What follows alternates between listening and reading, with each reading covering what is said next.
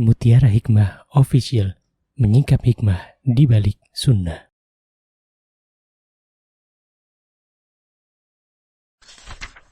Salurkan donasi terbaik Anda untuk mendukung dakwah Mutiara Hikmah Official. Mau haji yang gak pakai antri? Daftar sekarang, insya Allah 2024 berangkat. Gratis keberangkatan umroh sebelum haji. Dibersamai oleh Ustadz Hanan Yasir dan juga Ustazah Imro'atul Azizah. Buruan daftar sekarang juga, sebelum harga naik.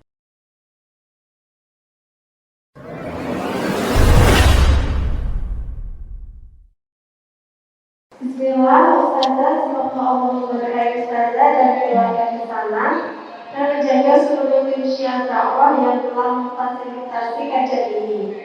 Ustazah, saya mau bertanya, apakah Ustazah memiliki saran dan masukan untuk kami mengenai adab kita terhadap buku ketika sedang membacakan buku kepada anak dari sudut kacamata Islam? Karena yang saya dengar dari tadi adab kita terhadap buku adalah buku-buku atau kitab yang berhubungan dengan buku-buku karangan para ulama.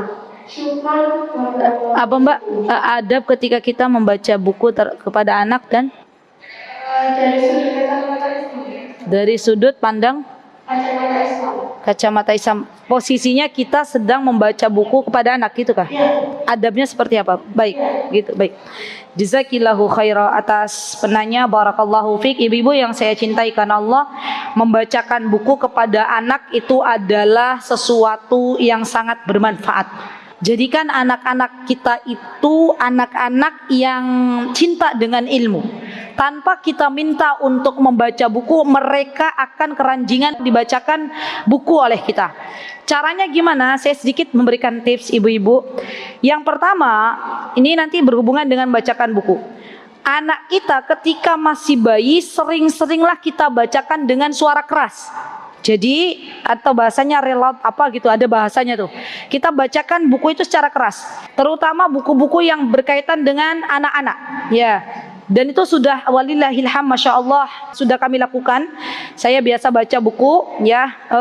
Kemudian nanti hasilnya ibu-ibu akan lihat 2 tahun yang akan datang atau 3 tahun yang akan datang. Setiap anak berbeda. Anak-anak yang sering dibacakan buku di waktu mereka masih dini, suatu saat mereka akan meminta dibacakan buku. Bacakan buku, gitu ya. Teman-teman sudah nyoba kan? Tanpa kita bilang, ayo baca buku. Kita lagi di mana bacakan buku? Udah selesai, mau lagi. Kita sudah matanya sudah berapa watt gitu, udah ngikip gitu ya. Kadang misalnya dia tahu, oh lagi baca kisah Umar bin Khattab. Terus lagi tiba-tiba kan ibunya misalnya ngantuk, terus nanti tiba-tiba ngelantur kemana misalnya ya, tentang makanan apa gimana misal. Umar bin Khattab kok tentang makanan, Umi? Iya tadi sampai mana? Itu Masya Allah, anak-anak yang seperti itu Masya Allah. Nah, apakah kita bisa mengajarkan ya, dan bagaimana adab terhadap ketika kita membacakan buku? Yang pertama, ya, di antara adabnya pilih buku yang berkualitas. Jadi kalau buku buat anak itu kita harus pilih dulu. Bukunya berkualitas enggak? Berkualitas dari sisi mana? Dari sisi isi bacaannya, bukan hanya covernya, bukan.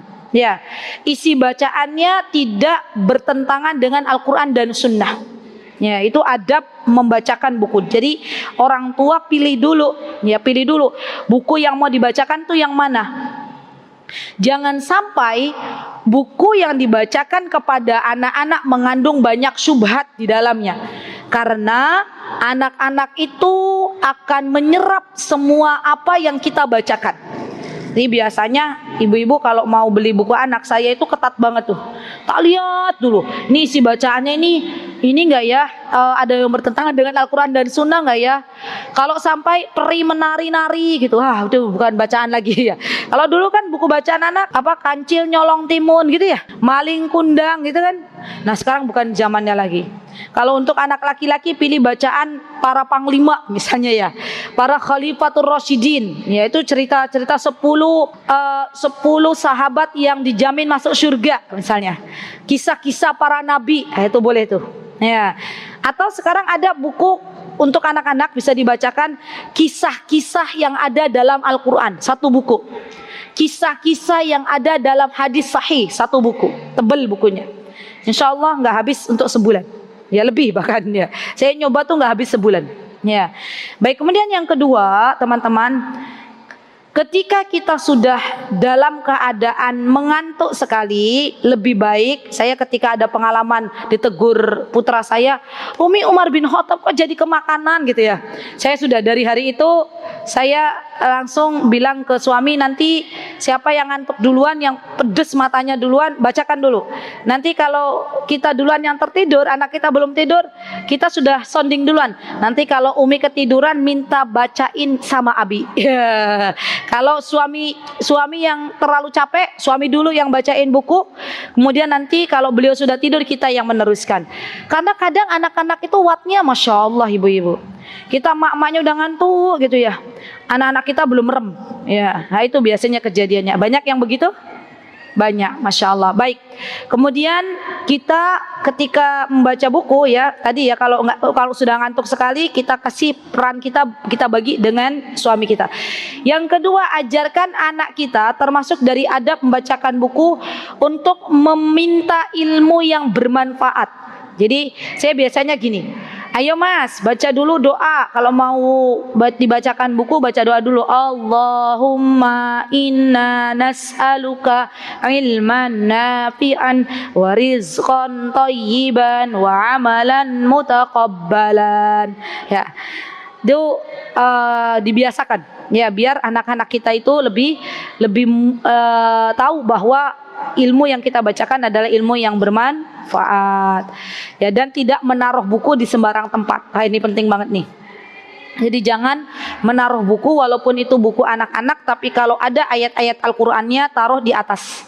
Ya, jangan taruh di sembarang tempat. Karena kalaupun ada Al-Qur'an kita taruh di bawah, itu adalah sesuatu yang tidak beradab. Wallahu taala a'lam. Mutiara Hikmah Official, menyingkap hikmah di balik sunnah.